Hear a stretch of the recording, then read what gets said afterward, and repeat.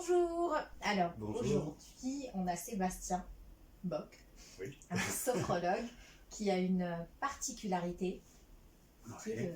le jeu de sable. L'approche des jeux de sable, ouais, effectivement. Voilà. Donc, Sébastien, est-ce que tu peux te présenter un petit peu, dire un peu ce que tu fais? Ouais, donc je m'appelle Sébastien Bock, moi je suis sophrologue, praticien en hypnose ericksonienne, et je propose également une approche du jeu de sable. Donc le principe il est très simple, comme vous le voyez, je propose un bac rempli de sable naturel, ainsi que, là vous ne le voyez pas, mais il y a une multitude d'objets là-bas, avec des figurines, des animaux, des végétaux, des personnages, des pierres. Voilà, je vais faire tourner un petit peu, qu'on puisse voir Voilà. ce que ça donne. En gros, hop, tout ce qu'il a. Et il y en a encore d'autres, mais j'ai pas tout mis, mais il y a encore d'autres choses. Et en fait, l'idée après, c'est très simple, ça va être de proposer à la personne. Alors, c'est un dispositif que j'utilise avec les enfants et les ados, bien sûr, mais aussi avec les adultes. Et l'idée, comme je te disais, Saïma, c'est de proposer à la personne de mettre autant d'objets qu'elle le souhaite dans le bac, afin de raconter une histoire. Et voilà. Tu me disais tout à l'heure que Ouais. ça pouvait parfois faire sortir certaines peurs, certaines angoisses, et là tu interviens en fait. Oui, alors effectivement, une fois que la personne elle a fini son bac, entre guillemets, elle me dit voilà, c'est bon, j'ai fini mon histoire, etc. En fait, c'est une manière différente de se raconter. Il y a effectivement un lien symbolique, inconscient qui va se mettre en jeu. Et l'idée, c'est qu'après, moi, je la questionne sur ce qu'elle observe dans son bac. Et là, il y a possiblement effectivement des prises de conscience qui se passent. On va discuter un petit peu sur un point de vue symbolique de ce qu'elle a mis en place. L'idée, ça va être de pouvoir, tu me parlais des peurs, des angoisses, etc., de pouvoir projeter ces peurs, ces angoisses dans le bac, et tout en étant en sécurité du fait que ça soit contenu dans le bac, et de pouvoir les observer et d'interagir dessus. Donc l'idée, c'est ça. Après, il y a plein de possibilités de travailler avec ça, mais là, Ouais, j'ai trouvé cette idée géniale en fait de justement pouvoir sortir ces peurs, ces angoisses pour les mettre pour les contenir un petit peu. Et tu m'as parlé tout à l'heure de justement, tu avais un bac de sable noir. Ouais.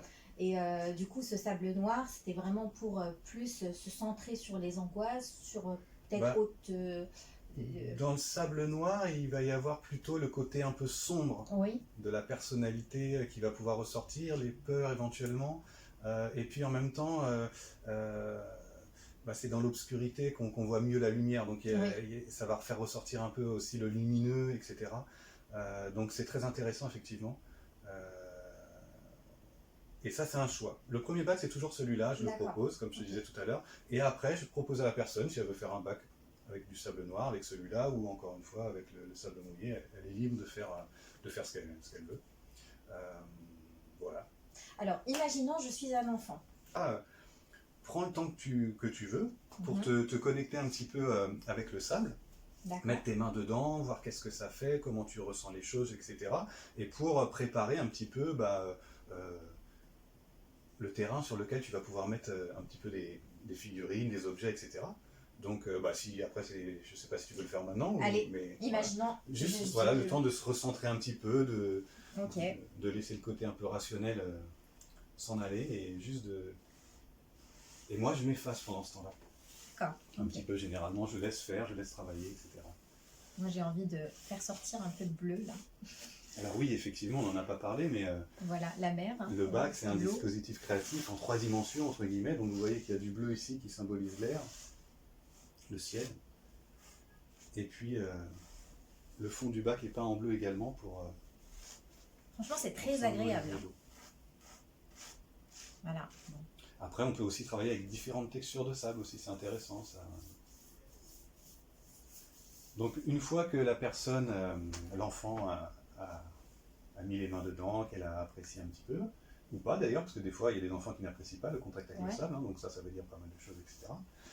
Ce que je vais lui proposer, je tourne le dos à la caméra, c'est pas très bien. C'est pas grave. Ce que je vais lui proposer, c'est de prendre le temps d'aller regarder un petit peu tous les objets qu'il y a là-bas, Ok, et consciemment et inconsciemment, de prendre des objets qui lui parlent et de venir les placer dans le bac. Autant d'objets qu'il veut. d'accord. Dans un petit coin là-bas, j'ai un peu de pâte à fixe. S'il veut prendre un objet, le coller sur un autre, etc. Donc c'est vraiment libre, il fait ce qu'il veut. C'est vraiment un espace créatif où l'imaginaire, il a toute sa place. Et puis, donc s'il y a des objets qu'il a envie de mettre dans le bac mais qu'il ne trouve pas, à ce moment-là, il peut venir me voir et me demander si moi j'ai l'objet quelque part et lui donner, ou sinon, pourquoi pas le créer. Il y a de la pâte à modeler, on peut dessiner, on peut faire un tas de choses et puis le mettre dans le bac. Ou alors voir comment faire autrement pour symboliser ce qu'il veut.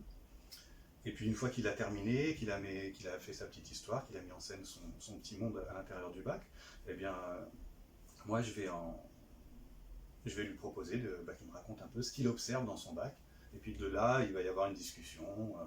D'accord, Voilà. d'accord. Je vais y aller. C'est marrant du coup que voilà, j'introduis par la même occasion le fait. Moi, j'ai regardé les coquillages directement, ça fait sens. Du coup, voilà, par rapport à ce que je fais en orthopédagogie, le fait d'ailleurs, je le fais aussi en classe avec mes élèves. Le bac à sable, mais d'une façon assez différente, plus ou moins différente parce qu'on se rejoint assez. C'est voilà, donc je mets un petit bac à sable, des personnages, différents personnages, pareil, et du coup, j'invite les enfants à parler, raconter une histoire, inventer une histoire et travailler justement la logique, les liens qu'ils font, le lien de cause-conséquence, la structure de l'histoire, etc.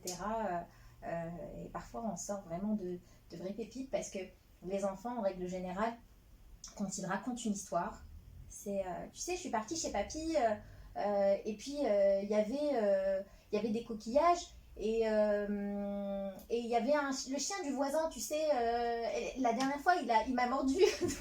donc après ça part dans tous les sens. C'est ça qui est génial avec les enfants. Exactement.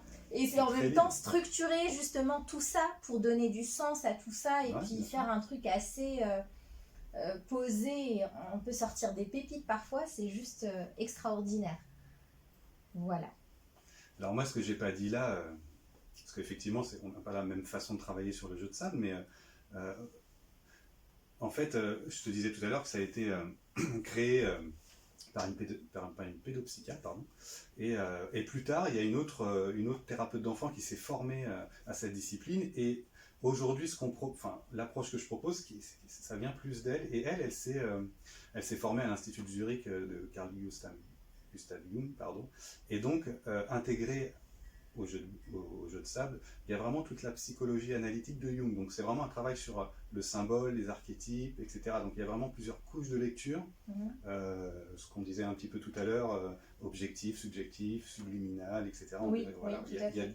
Donc moi c'est intéressant de demander à la personne ce qu'elle voit dans son bac. Déjà ça permet des fois de prendre conscience de certaines choses. Pourquoi tu as mis ça dans ce sens-là, etc. Pourquoi tu as pris un cheval, voilà, il y a plein de trucs. Et moi, je nomme pas les objets, etc. C'est la personne qui va me dire ce qu'elle représente, parce que moi, je dis que c'est un cheval, mais pour toi, ça pourrait être autre chose, par exemple, d'un point de vue symbolique, j'entends. Donc voilà, il y a tout un travail comme ça, après, de questionnement, d'accompagnement avec un enfant, un ado, un adulte. Et bien sûr, avec les enfants, ça bouge dans tous les sens, et ça est génial, c'est complètement différent. Il y a quand même quelque chose d'assez fort qui se passe, et en questionnant, voilà, il peut y avoir des montées d'émotions, voilà, c'est une façon de pouvoir observer. De faire sortir en fait ce que tu as à l'intérieur pour le mettre. Voilà, et d'observer, d'en parler. Voilà.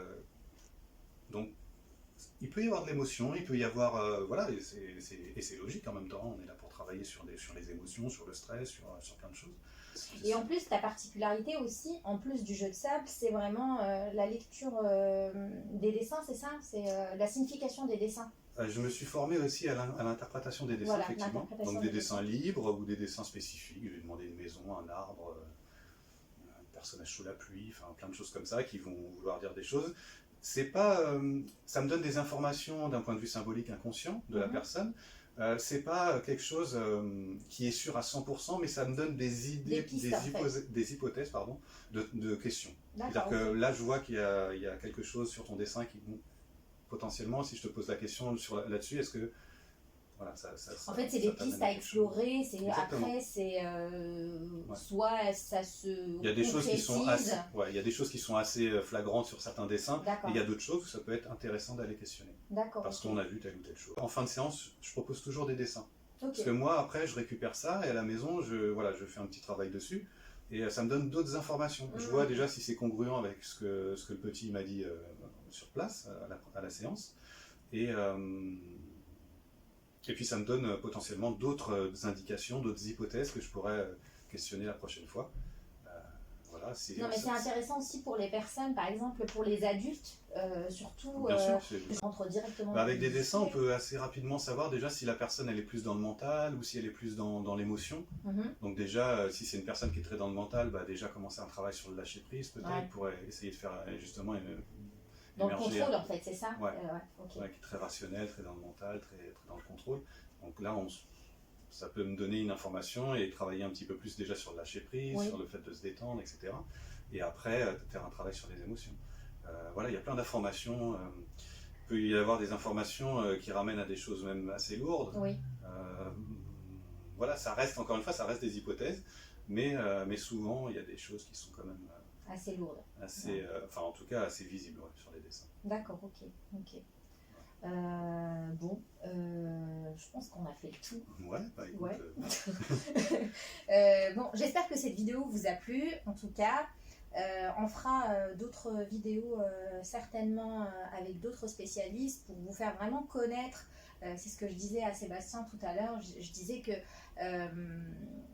en gros, en France, on est un peu en retard par rapport à d'autres pays, il faut dire les choses comme elles sont, tels que le Canada, la Suisse, la Belgique, etc. Autant vraiment faire connaître tous les thérapeutes, mais ce qui peut y avoir comme alternative en gros, et justement explorer d'autres pistes. Si la vidéo vous a plu, bien évidemment, n'oubliez pas d'appuyer sur le pouce, le petit like, et puis de partager et vous abonner sur la chaîne parce que certes c'est ma première vidéo, mais il y en aura bien d'autres et bien d'autres pour vous faire justement faire connaître toutes les disciplines qui peuvent y avoir de l'autre côté obscur. Non, je rigole.